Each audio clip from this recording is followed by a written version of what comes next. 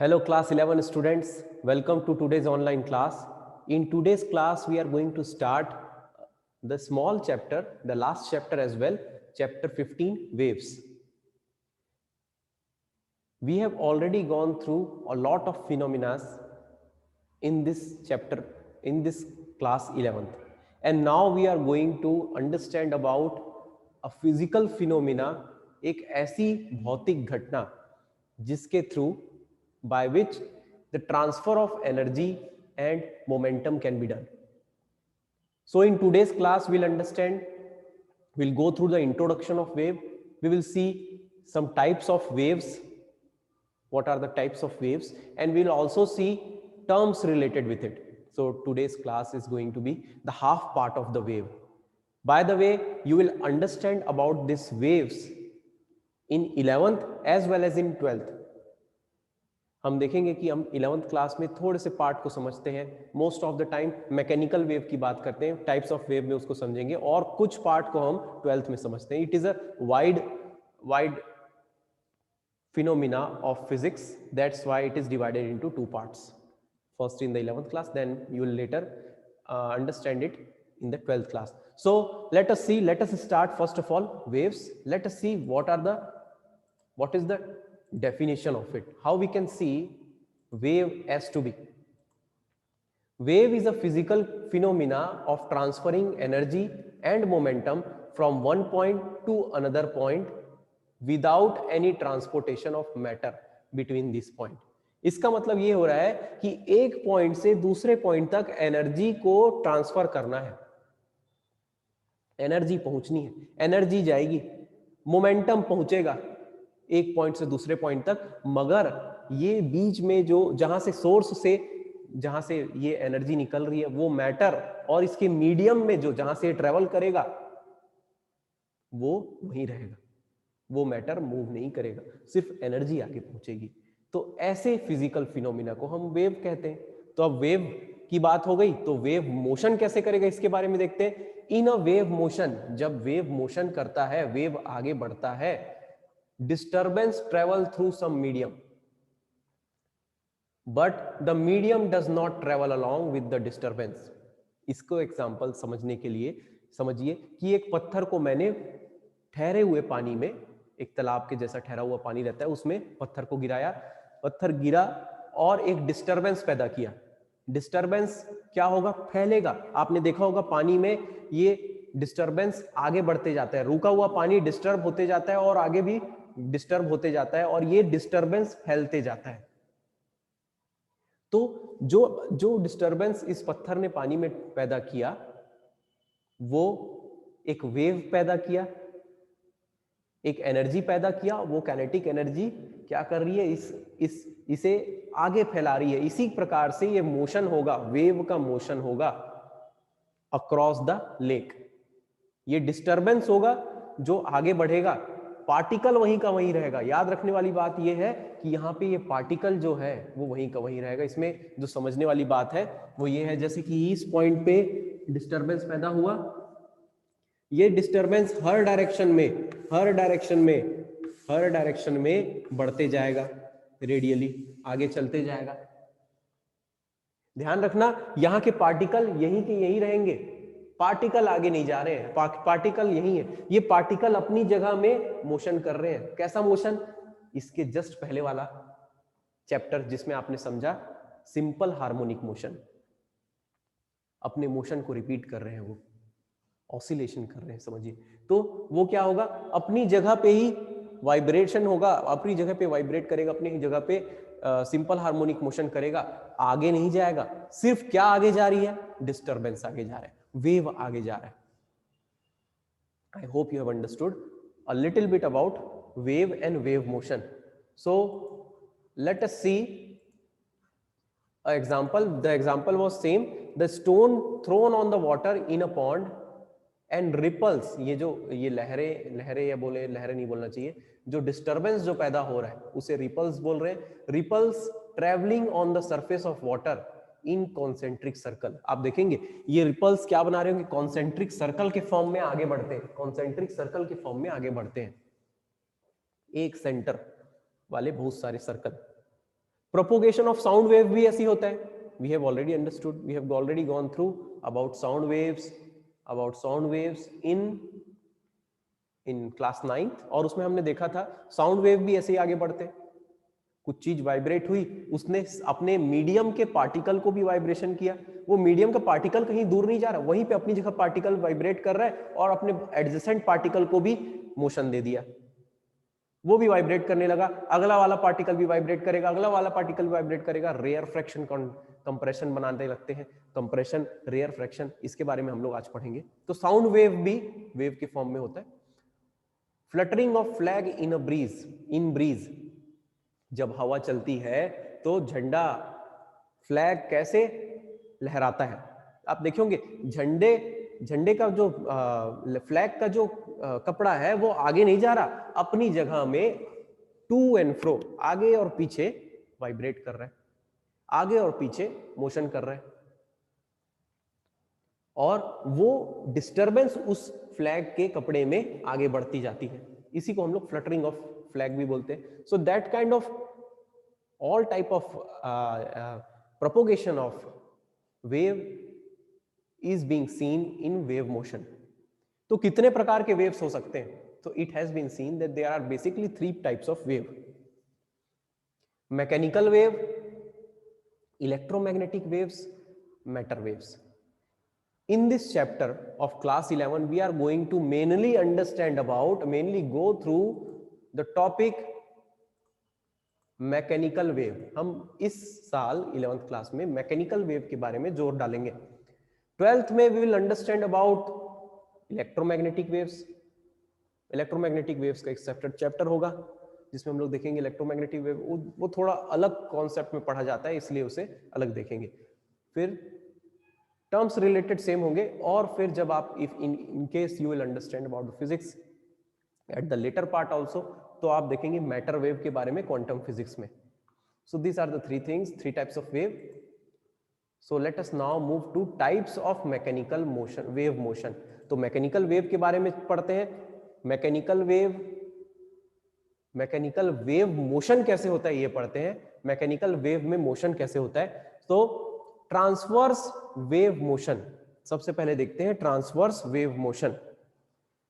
Transverse wave motion. तो first of all let us see what is transverse wave motion.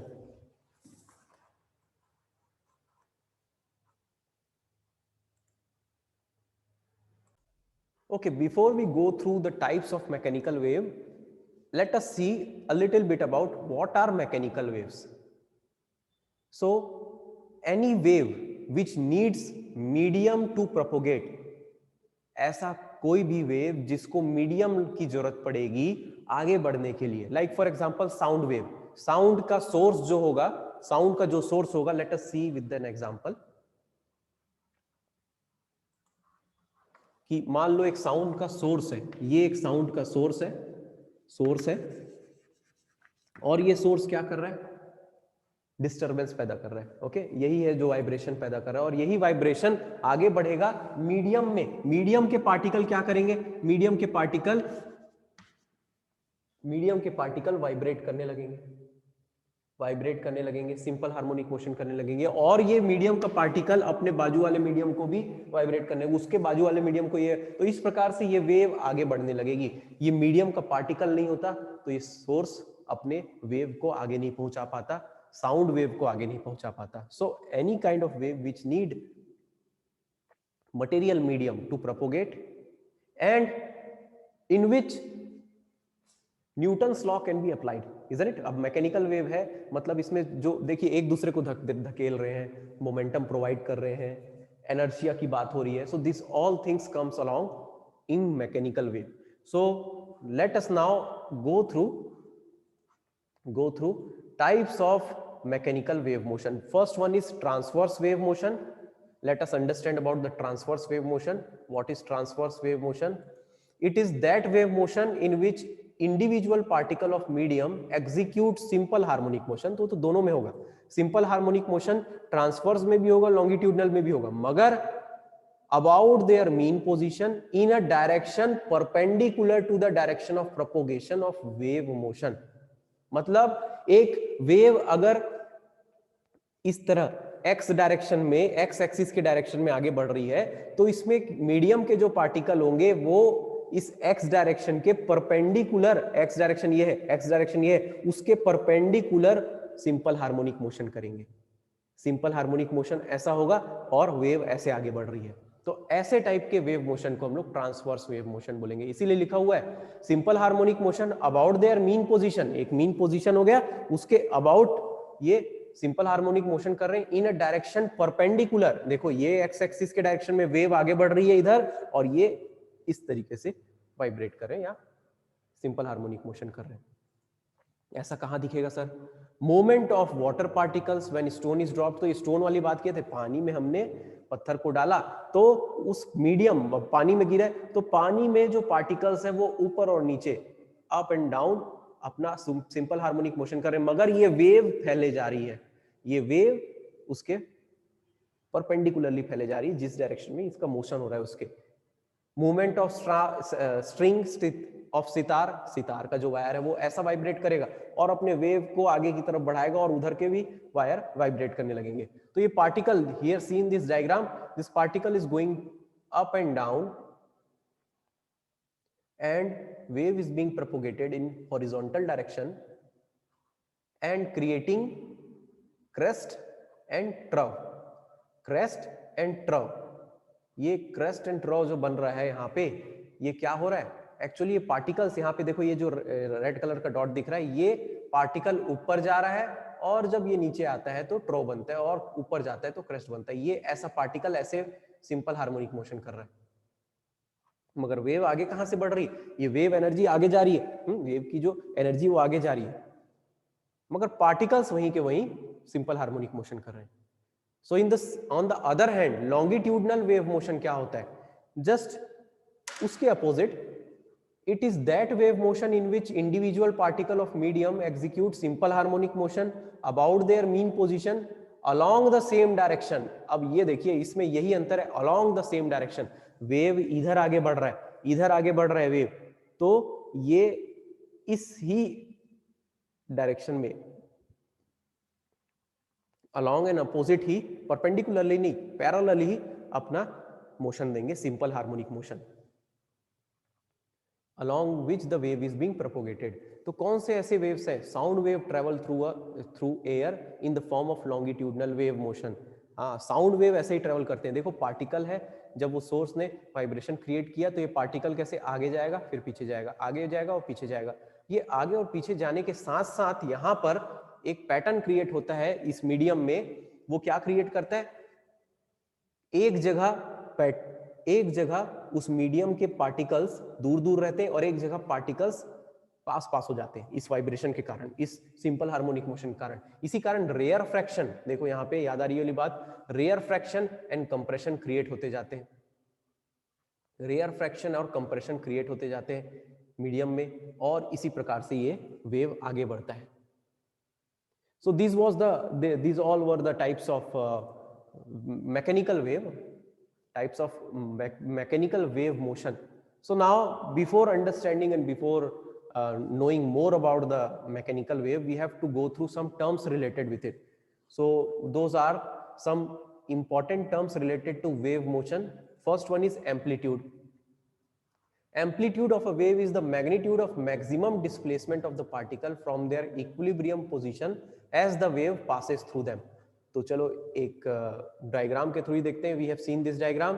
तो see here, particle सबसे ज्यादा कितना move किया, डिस्प्लेसमेंट किया, ऊपर या नीचे.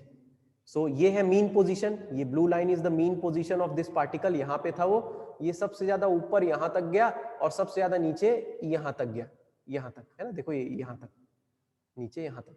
So this is the amplitude, यहां से ऊपर तक, मीन पोजीशन से सबसे ऊपर इसकी एम्पलीट्यूड. इसका एम्पलीट्यूड आपको आइडिया देगा कि ये कितना ज्यादा डिस्प्लेस हो रहे हैं अपने मीन पोजीशन से. ओके, इन द एंड आपको पता चलेगा इंटेंसिटी भी इससे. So this was the amplitude. इसको हम लोग ए से डिनोट करते हैं. wavelength, the distance traveled by the wave during the time any one particle of the medium completes one vibration about its mean position is called wavelength. wavelength lambda से denote करते हैं और डायग्राम के through समझते हैं कैसा होता है. सी हियर, ये वेव यहां से चालू हुई, फिर नीचे की तरफ गई और तब जाकर वापस पहले जहां थी वहां पहुंची. मतलब इसने वेव ने कंप्लीट कहां किया, एक साइकिल पूरा, हाफ साइकिल नहीं, एक साइकिल ऊपर भी और नीचे भी यहां पर. तो ये जो ओरिजिनल पोजीशन से यहां तक का लेंथ होगा उसे हम वेवलेंथ बोलते हैं. वेव का लेंथ वेवलेंथ. अब यही चीज बार बार रिपीट होगी. ओके, यही चीज बार बार रिपीट होगी. ये एक यूनिट है, यही बार बार रिपीट होगा. यही वो यूनिट लेंथ है जिसको हम लोग वेवलेंथ बोलते हैं. वेव का लेंथ वेवलेंथ, लैम्डा से इसको डिनोट करते हैं हम. Then after that, the next term will be wave number और propagation constant. ये एक ऐसा टर्म है जो हमें बार बार यूज करना पड़ेगा whenever we are going to do some calculation related with it. तो वेव नंबर, ये वेव कांस्टेंट उस वेव की प्रॉपर्टी होती है और इसको डिफाइन कैसे करते हैं, उसकी खासियत होती है. किसी भी वेव की खासियत उसका वेव नंबर या वेव कांस्टेंट होता है. It is 2 pi times the number of waves that can be accommodated per unit length. देखो, waves, number of waves accommodated per unit length. Per unit length में कितने waves बन रहे हैं, per unit length में कितने वेव्स हैं, या फिर इसी का रेसिप्रोकल को आप बोल लो लैम्डा लेंथ, वेव लेंथ. तो के हम लोग वेव नंबर को बोलते हैं, के से डिनोट करते हैं. के इज इक्वल टू क्या हो जाएगा, 2 पाई अपॉन लैम्डा. याद रखना ये कांस्टेंट वैल्यू रहेगी 2 pi upon lambda for that wave. 2 pi upon lambda wave number होगा. इसकी ऐसा यूनिट होती है रेडियन पर मीटर. रेडियन पर मीटर. देखो लैम्डा एक लेंथ है इसलिए उसका यूनिट मीटर हुआ और 2 पाई रेडियन में है तो रेडियन पर मीटर वेव नंबर हुआ. Then after that frequency which we already know. क्या होता है frequency, number of vibration completed in 1 second. एक सेकंड में कितने बार वो पार्टिकल ऊपर और नीचे हुआ, एक सेकंड में. तो फ्रीक्वेंसी इज एफ से डिनोट करते हैं is equal to 1 upon T. ये टी क्या है, टाइम पीरियड. अभी देखते हैं टी टाइम पीरियड क्या होता है. ऐसा unit of frequency is hertz. Time period भी क्या होता है देख लेते हैं. Time period of a wave is equal to time taken by wave to travel a distance equal to 1 wavelength. एक वेवलेंथ का कितना लेंथ है, उतना दूर उस वेव को ट्रेवल करने के लिए कितना समय लगा, टाइम पीरियड उसको बोलते हैं. टी से डिनोट करते हैं. ऐसा यूनिट इसका सेकंड होता है. Angular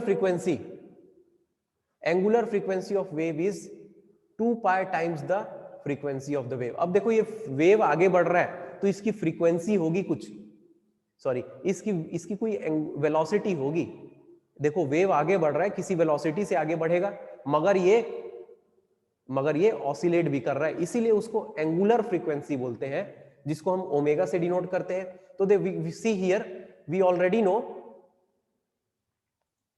that velocity omega is equal to क्या बोल सकते हैं हम लोग, distance upon time, displacement upon time.